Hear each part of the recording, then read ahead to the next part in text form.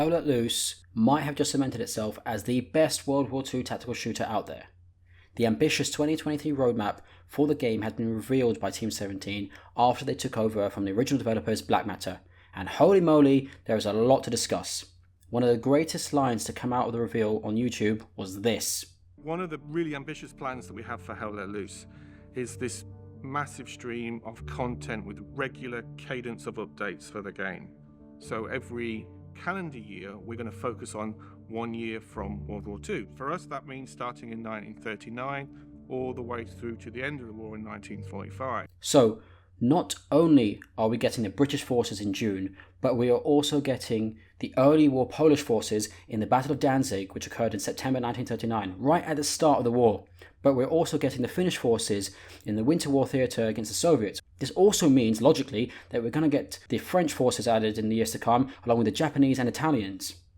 This is fantastic news and will breathe life into this game for years to come.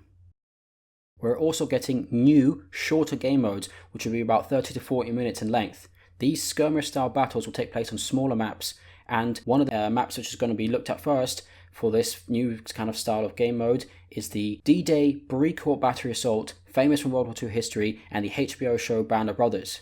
This will be the setting for the new objective-based game mode. In this example, you'll see American paratroopers trying to destroy German-held artillery pieces. I love the idea of this new game mode.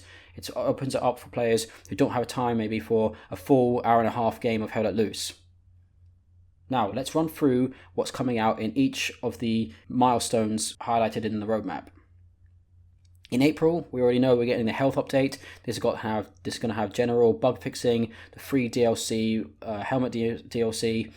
There's going to be a bunch of quality of life improvements, the introduction of improved gameplay analytics, and a premium DLC, cosmetic DLC. In June, there's more bug fixing, another free DLC, further quality of life improvements, more gameplay analytics coming through, and a bunch of map refreshes where they're going to be taking existing maps and refreshing certain elements of them. They're also going to be looking at improved player locomotion. Basically, it means getting around the maps and jumping over and stepping over things. And the way the developers described it is as this.